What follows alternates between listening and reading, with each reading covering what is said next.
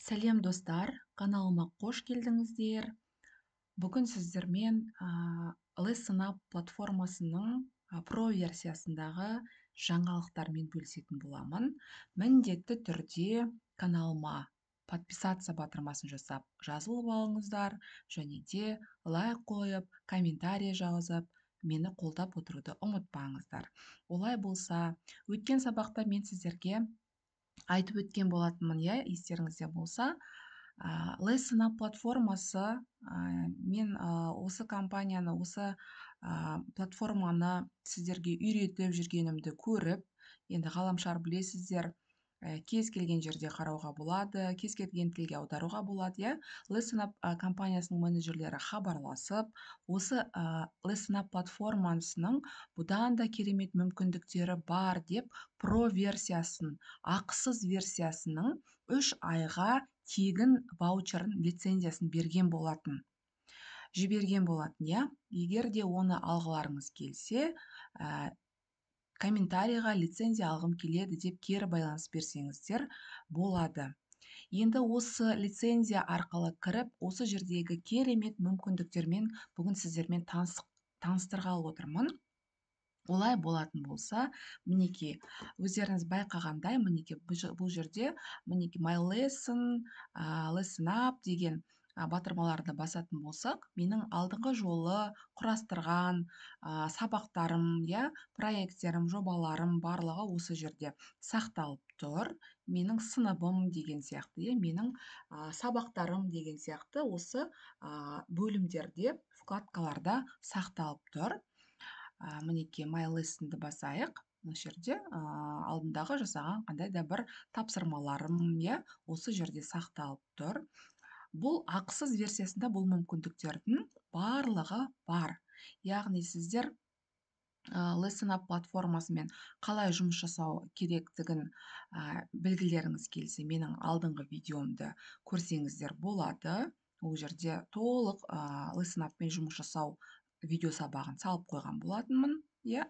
Енді бізге Listen Up платформасы осындай керемет мүмкіндік беріп жатыр. Ваучер арқылы, иә, бізге осы менің каналымның оқырмандарына, именно менің каналымның оқырмандарына осындай мүмкіндік беріп жатыр.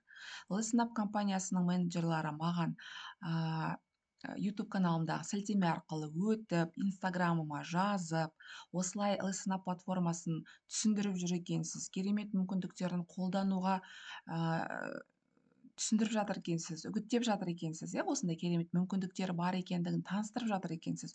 Олай болса, біз сіздерге тағы да мынандай мүмкіндіктері бар екенін айтқымыз келеді, мынандай ваучерді сізге ұсынғымыз келеді деп хат жазып, маған ваучерді жіберді сіздің оқырмандарыңыз үшін деп.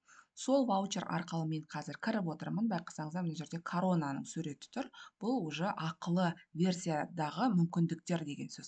Бірақ осы мүмкіндіктерді бізге тегін беріп отыр 3 айға, иә. Сол себептен де бұл жердегі білімді міндетті түрде алып қолдануымыз қажет. Иә, және де Listen Up платформасының осындай керемет мүмкіндіктерін қолдануымыз керек. Иә, болашақта оны өздеріңіз подписка жасап сатып алам десеңіздер де болады. Жалпы осы жердегі берілген ақпарат мен үшін пайдалы болды, осыны былай да қолдансам болады екен деген ойларыңыз болса, онда мархабат, мына жерде керемет осындай бір мүмкіндіктер бар, соны мен сіздермен бөлісетін боламын. Олай болса, мінекей, каналы деген жаңадан бөлім қосылып тұр. Сол бөлімге өтіп, осы Listen Up'тың мүмкіндіктерін, тағы басқа қандай бір мүмкіндіктері бар, соны қарап көреміз. Уроки вдохновения. Здесь вы найдете методы обучения, шаблоны и дизайны для вдохновения дейді. Осыны көрейік. Осы жерде керемет осындай бір бөлімдерге бөліп, иә, осындай бір керемет мүмкіндіктерді ұсынып отыр екен. Уполномоченные учителя, эффективные уроки. Сәйкесінше, неғұрлым ұстаз керемет құралдарды, осындай мүмкіндіктерді пайдалана отырып білім алушыларға өзінің білімін ұсынатын болса, ақпаратты ұсынатын болса, балаларға оны қабылдау да қызық болады, жеңіл болады, және де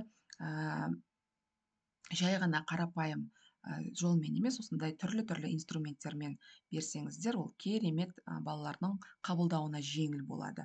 Listen Up дегеніміз бұл осындай бір керемет универсалды құрылғы, ұстаздарға арналған. Яғни бұл жерде барлық толық сабақтарды жасауға болады, оларды өңдеуге болады.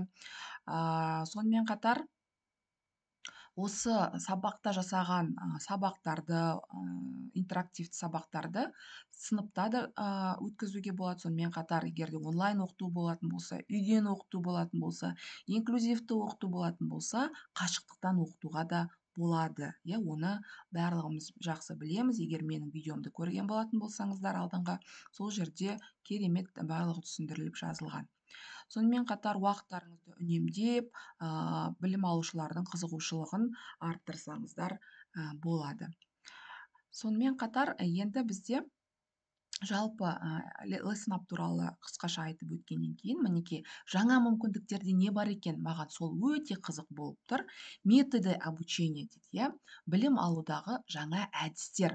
Енді қазіргі таңда біз көптеген әдіс тәсілдерді бірімізден біріміз көріп жүрміз, қарап жүрміз, соның барлығын біз содан бөлек жаңа әдіс тәсілдерді біз бүгін сіздермен қарастырып танысатын боламыз. Соның ішіндегі қандай әдіс тәсілдер бар? 12 методов обучения для применения принципов обучения Розенштейна дейді. Розеншейна, Осы әдістерді қарап шығатын боламыз. Метапознание, метатану, активное изучение, яғни активті оқыту, интерактивті оқыту деп айтамыз. Разрыв в достижениях, және де критикалық ойлау, критическое мышление, critical thinking дейді. Яғни бұл да бір керемет тақырып деп ойлаймын, критикалық ойлау. Осылардың барлығын біз міндетті түрде қарап, әрқайсысын өзімізге керегін алатын боламыз. Мен мына тақырыптарынан қарап, бұл жерде керемет әдіс тәсілдердің бар екеніне көзім жетіп тұр. Өйткені бұл жаңа 2024 жылғы жаңа әдістер, жаңа тәсілдер. Осы әдіс тәсілдерді сіздер қолдана аласыздар. Бұл Listen Up платформасы өзі жалпы 2022 жылы Лондонда өткен BET деп аталатын халықаралық жәрмеңкелер, ақпараттық технологиялар жәрмеңкесінде осы платформа ұсынылған болатын. Осы платформа, сол жәрмеңкеге біздің Қазақстаннан ең үздік ұстаз деген номинацияны жеңіп алған алматылық әріптесіміз, мен аты жөнін ұмытып отырмын, сол кісі осы Лондонға осы халықаралық жәрмеңкеге барған болатын. Сол кісінің инстаграмын мен қарап отырып, сол жерде осы платформа ұсынылған болатын.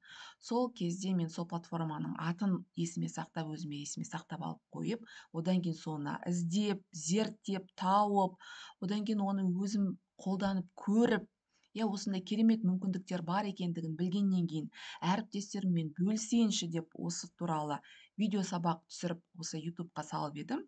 Көптеген қаралымдар болып, көрушілер, қолдаушылар, қызығушылар өте көп пайда болды. Енді мінекей Listen Up платформасының құрастырушылары, разработчиктары, менеджерлары кері байланысқа шығып, осыны осылай қолданып жатыр екенсіздер, біз сіздерге мынандай керемет мүмкіндік береміз деп, осы тегін ваучер ұсынып отыр. Осы жерде мінекей мынандай кереметтей әдіс тәсілдер бар екен. Соның біріншісі және бірегейі 12 методов обучения для применения принципов обучения Розеншейна дейді. Яғни біріншісі техника обучения мозговой штурм ABC. Енді мозговой штурм дегенді біз көп қолданып жатамыз, көп жағдайда біз қолданып жатамыз. Қалай қолданатыны туралы біз қазір мына жерде сипаттамадан оқып алатын боламыз. Сипаттамада бізде жазып береді. Мінекей инструкциясында көрсетіліп тұр. В этом упражнении учащийся активизирует свои предварительные знания, используя формат ABC.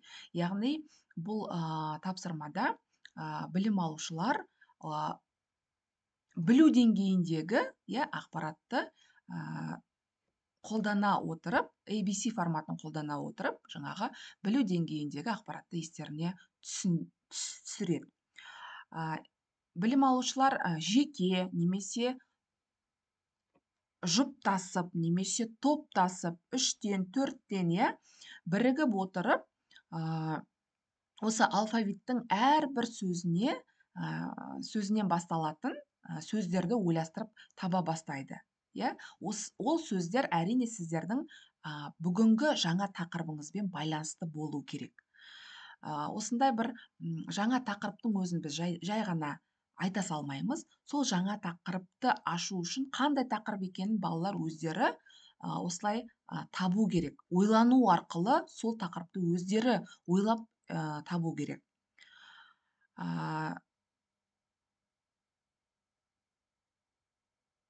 Яғни бұл жерде сіздер кішкене өздеріңіз фантазияларыңызды қосасыздар, әр пәнге байланысты, әр тақырыпқа байланысты өздеріңіз осылай қызықты түрде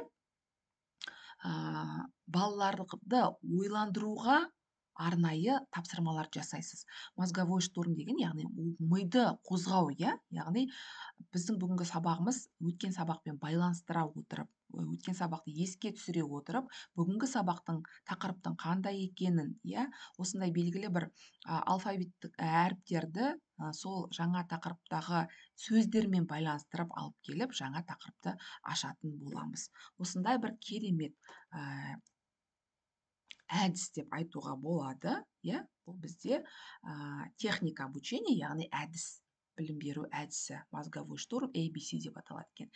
Яғни осындай әр әріптен басталатын сөздерді табу арқылы біз жаңа тақырыпты ашатын боламыз. Мына жерде дайын слайдтар бар. Осы слайдтарды қолдансаңыздар болады. Егерде ваучерді алып қолданамын десеңіздер, осы дайын слайдты, шаблонды қолдансаңыздар болады. Мінекей, осы жерде үлгісін бізге беріп қойған екен. Енді келесі әдіс, бұл әдіс бізде техника обучения увеличения масштаба, яғни масштабты үлкейту деп аталады. Біз мына жерде бірден қазақ тіліне ауыстырып қойсақ болады. Чтобы бірден аудармасы бізде тұрсын. Перевести дейміз. Мінекей. Қараңыздар, оқыту техникасы, яғни масштабтау дегенді үлкейту деп осылай ғана қалдырыпты. Енді жарайды, түсінікті. Тарих пәнінен мысал ретінде келтіріп қойған. Сіздерге бұл жерде міндетті түрде дайын шаблон алу мақсатында емес, ең бастысы техниканың суть деп айтады ғой орысша айтқан кезде.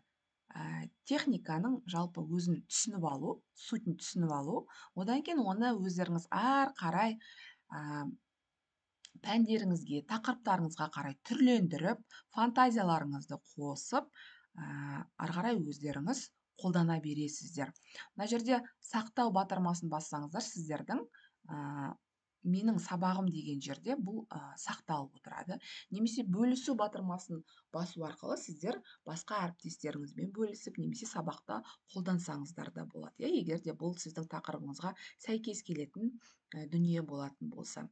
Енді бұл жерде қалай? Бұл оқу техникасы үлкейту деді, масштабтау. Яғни масштабтауды оқыту әдістемесінің көмегімен оқушылар егжей-тегжейлерге назар аударады және қорытынды жасайды. Әр жолы студенттерге бас қатырғыштың бөліктері сияқты үлкенірек суретті бір-бірден кішігірім үлкейту ұсынылады. Былайша айтқан кезде үлкен бір сурет болады. Сол суреттің әрбір бөліктерін ғана аша отырып, біз сол суретке байланысты жаңағы суретке қарап отырып, мысалы, ол жаңағы қандай да бір картина ма, қай картинаның бөлігі болуы мүмкін, немесе қандай да бір тарихи оқиғаға байланысты бір картинаның фрагментін көрсетуіңіз мүмкін деген сияқты, оны ары қарай өздеріңіз фантазияларыңызға қарай құрастырсаңыздар болады. Мынандай нұсқаулықтары бар екен. Керемет суретті таңдап, яғни өзіңіз тақырыпқа байланысты суретті таңдайсыз, оны сабағыңызға енгізуден бастаңыз. Оқушыларға қай бөлімдерді қандай ретпен көрсеткіңіз келетінін шешкеннен кейін жасырғыңыз келетін бөлімдерді бір-бірден өшіру үшін қара толтырғышты, яғни компонент таңбаларды пайдаланыңыз дейді. Яғни суретті бүйтіп фрагментке бөліп өшіріп отырасыз дейді. Кескіннің бөліктерін қара толтырғышпен жасыруды жалғастырыңыз. Одан кейін экранның қара түске айналғанша толық бәрін жауып шығасыз. Одан кейін слайд бойынша сырғытып отырыңыз дейді. Студенттерге алдымен соңғы слайдты көрсетіңіз. Яғни толық қап-қара болған слайдты көрсетесіз. Одан кейін бір фрагментті алған жеріңізді көрсетесіз. Одан кейін екі фрагментті алған жеріңізді көрсетесіз. Солай масштабты үлкейту арқылы сіз суретті толық көре алатын боласыз. Мысалы, мына жерде де, иә, мысалы, сабақты бастау деп қарап көрейік, енді толық бетке, иә, қалай бізге көрінеді екен, сол жағынан қарап көрейік. Мінекей, фрагмент суреттің мінекей осылай ғана көрініп тұр. Енді мінекей батырманы басу арқылы мінекей толық қара болып тұр, иә. Енді мінекей фрагмент, кішкентай ғана бір ғана фрагмент көрініп тұр. What do you see дейді. Яғни не көріп тұрсың дейді, иә. Бұл не деп ойлайсың? Қандай жаңа ақпарат көріп тұрсың деген сияқты осындай сұрақтарды қою арқылы, мінекей, иә, сұрақтарды қойып қоямыз өзіміз, және де жаймен масштабтап, ақырындап аша бастаймыз. Үлкен картинамызды осылай жаймен ашамыз. Біртіндеп қана ашамыз. Сол арқылы біз бірден ақпаратты бермейміз, яғни масштабтау арқылы бала өзі ойлану арқылы, иә, жай ғана ақпаратты бірден бере салмаймыз, иә. Мысалы, кішкентай балаға да біз тамақты бірден бере салмаймыз, ол шайнап, ақырындап береміз. Сол сияқты ақпаратты да жаймен беру арқылы баланың миына ол сіңетіндей жағдай жасайды екенбіз, иә. Мінекей осындай бір керемет әдіс деп айтуға болады, техника деп айтуға болады, иә. Үлкейту деген техника екен. Яғни біз бүгін сіздермен масштабтау деген оқыту техникасын, сонымен қатар мозговой штурм, яғни ойлауға арналған техниканы қарастырдық. Каналыма міндетті түрде жазылып алуларыңызды сұраймын, өйткені көп адамдар менің каналымда жазылмай көреді екен. Сол себептерден сіздерге ол қиын емес, мен үшін ол өте маңызды, және де сіздердің комментарийларыңыз, кері байланыстарыңыз мен үшін мотивация, осындай видеоларды түсіруге, иә. Мен сіздер үшін осы видеоларды арнайы дайындаймын, уақытымды бөлемін, сіздерге бір пайдалы дүние жасағым келеді, сол себептен де міндетті түрде подписация батырмасын басуларыңызды сұраймын. Рахмет назарларыңызға. Келесі видеода жаңа техниканы көретін боламыз.